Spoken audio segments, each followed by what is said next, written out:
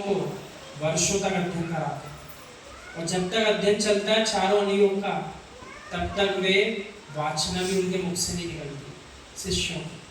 और जब गुरु देखते हैं कि इनको चार अनुयोग का ज्ञान हुआ, उसके बाद फिर कुछ वर्षों के बाद उन्हें अनुमति गुरु देते हैं कि आज आप पहली बार सबको उपदेश दीजिए। तब तक वे शिष्य इस बात की चिंता नहीं करते मुझे बोलने का मौका कब मिलेगा।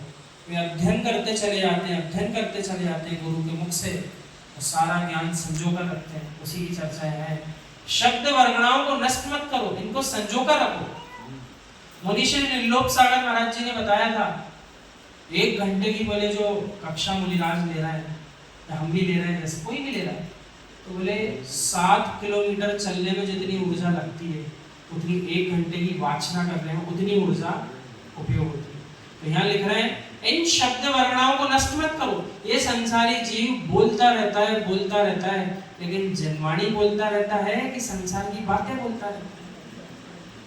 तो अपनी शक्ति को भी व्यर्थ गंवा रहा है और शब्द वर्गणाओं का दुरुपयोग कर रहा है। इन्हीं शब्दों को संजोकर बोलता तो जनवाणी निकलती, और इन्हीं शब्दों को बोल रहा है लेकिन विपरीतता में बोल रहा है, अज्ञानता में बोल रहा है, तो शक्ति तो नष्ट हो ही रही है, साथ में जनवाणी का भी विरोध कर रहा है। उसको बोलने के स्थान पर वे कथाएं कर रहा है।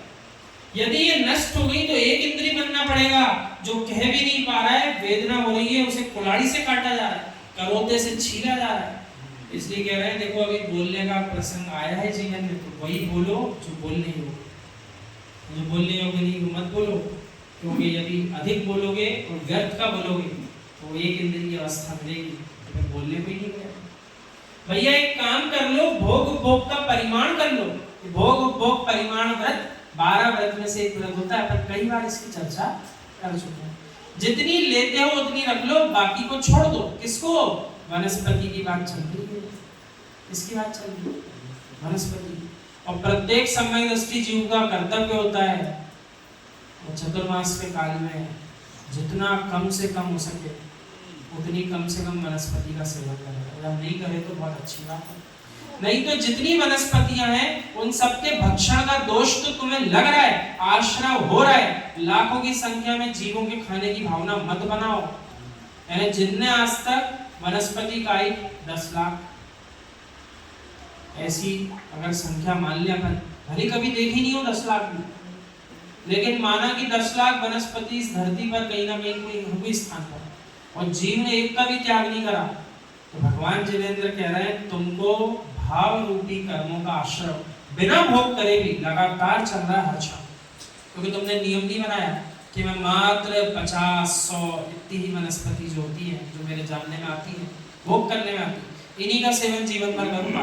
इन 50-100 के अलावा बाकी सब प्रकार की वनस्पतियों का मेरा आजीवन त्याग। ऐसा जिसने नहीं किया हो आज कर लेना, तो आपको उसी क्षण से उतनी वनस्पति काई के भोग का जो आश्रय हो रहा था वो समाप्त हो जाएगा। ऐसा नहीं कर सकते कि जो भोजन मेरे समक्ष परोसा गया उसके अलावा संसार के समस्त भोज सामग्रियों का त्याग कर सकते। वो भी कर सकते हैं, लेकिन वनस्पति के लिए विशेष ऐसा नियम लेना पड़ेगा। अब मान लीजिए आपको थाल में कोई सब्जी ऐसी ला कर दे दे जिसका आपको सेवन कभी करेंगे जीवन, तो आप वहाँ ऐसा नियम मत लो, अन्यथा संख्या आपकी गड़बड़ा सकती है। माना कि आपने जीवन में 20 प्रकार की वनस्पति का नियम लिया और किसी स्थान पर जहाँ भोजन करने गए वहाँ 21वीं प्रकार की सब्जी परोस दी। आपका तो नियम ऐसा हुआ है कि हमें जो थाल में मिला हम लेंगे, लेकिन आपका जो नियम 20 वनस्पति का था वो वहाँ बाधित हो गया, क्योंकि आपने 21वीं और 22वीं प्रकार की सब्जी वहाँ पर भोग कर ली। तो आप जिन वनस्पतियों को जानते हो उन्हीं वनस्पतियों का भोग करो। आगम कह रहा है जिन वनस्पतियों का आपको ज्ञान ना हो वो भी आपके लिए अयोग्य है भोग्य पदार्थ। आपको बात गहरी समझ में आई? प्रश्न उठाए तो उत्तर उसका ये है, जिस प्रकार की वनस्पति का आपको ज्ञान ना हो, जिसको पूर्व में कभी ना होगा, और अचानक आपको कोई ला करके दे रहा है नहीं ठीक है तो आप ले लीजिए, लेकिन आपको ज्ञान नहीं है क्या इसमें कीड़े भी हो सकते थे, क्या ऐसी वनस्पति नहीं बिकती बाजार में जिसके अंदर कीड़े बहुत सारे होते हैं, हम लोग तो भोग नहीं करते उसका। इसलिए हम जिनका नियम लें उनको भी जान लें कि हम कौन कौन सी वनस्पति का भोग जीवन में करेंगे। ये 20-25 प्रकार की करेंगे जो भी आपने अभी तक करी हो। इनके अलावा कोई भी लाई जाएगी हमारे सामने, हमारा सबका त्याग, ऐसा करना चाहिए। भोग यानी आत्माओं, धूप तो नहीं लग रही, वनस्पति को देखो कब से खड़ी है। अब जो थाल की बात भी निकली थी उसका भी नियम, जो वृत्ति परिसंख्यान में नियम आ सकता है। 12 प्रकार के तप होते हैं, वृत्ति परिसंख्यान तप श्रावक श्रावी का भी पालन करते हैं। उस वृत्ति परिसंख्यान व्रत के अनुसार आप ऐसा नियम लेकर भोजन करने अपने घर में या किसी अन्य के घर पर बैठ सकते हो कि मुझे भोजन की थाल में जो 10-20 वस्तुएं जो बनी है, जो मैं लेता हूँ वो ही लाई जाएंगी, बस इन्हीं का मैं भोग करूंगा। अपनी इच्छा प्रकट करके कोई वस्तु इनसे बनवाऊंगा नहीं। ये भी वृत्ति परिसंख्यान। क्यों? माना कि आपकी इच्छा हो रही थी किसी विशेष पदार्थ का भोग करने की, लेकिन वो नहीं बना वहां 15 पदार्थों, तो अब आप ये नहीं कहोगे ये 16वां पदार्थ मेरे लिए बनाकर ला दीजिए। आपको जो 15 पदार्थ मिल रहा है आप वही लेंगे। अब इस वृत्ति परिसंख्यान में ये भी आ जाएगा, नमक साइड में रखा ना मिले तो अलग से मांगकर नमक भी नहीं खाऊंगा। क्या नियम आ गया? आपने नियम लिया ना, थाल में जो मुझे सजा कर दिया जाएगा बस मैं वही भोग करूंगा, कुछ भी इसके अलावा भोग नहीं करूंगा। अब थाल सच के आ गई, आपको थाल में उन्होंने नहीं रख कर दिया नमक जीरा में, अब आप ये नहीं कह सकते इशारे से भैया थोड़ा सा जीरा में ला, ये नहीं बोल पाओगे। ये वृत्ति परिसंख्यान, ये पूछा, ये भी व्रत होता है, इसका भी पालन करना चाहिए। कभी कभी धूप लगना भी चाहिए, किसको? अपन को, क्योंकि ज्यादा छाया में बैठ बैठ कर तुम धूप को ही भूल गए। पुण्य की छाया में बैठे बैठे बहुत दिन बीत गए, जरा सी पाप की धूप आ गई तो उतने में तुम बिलखने लग गए। अब देखो कई जीवों का इस पर्याय में ऐसा पुण्य रहता है, पाप का उदय विचारों को देखने में नहीं मिल रहा बहुत लंबे समय, तो पुण्य के काल में इतना पुण्य भोग डाला कि अब जरा सा ही पाप का उदय आता है तो बिलख जाते हैं। इसलिए आचार्य भगवान कह रहे हैं समय समय पर धूप में भी हमें आना चाहिए।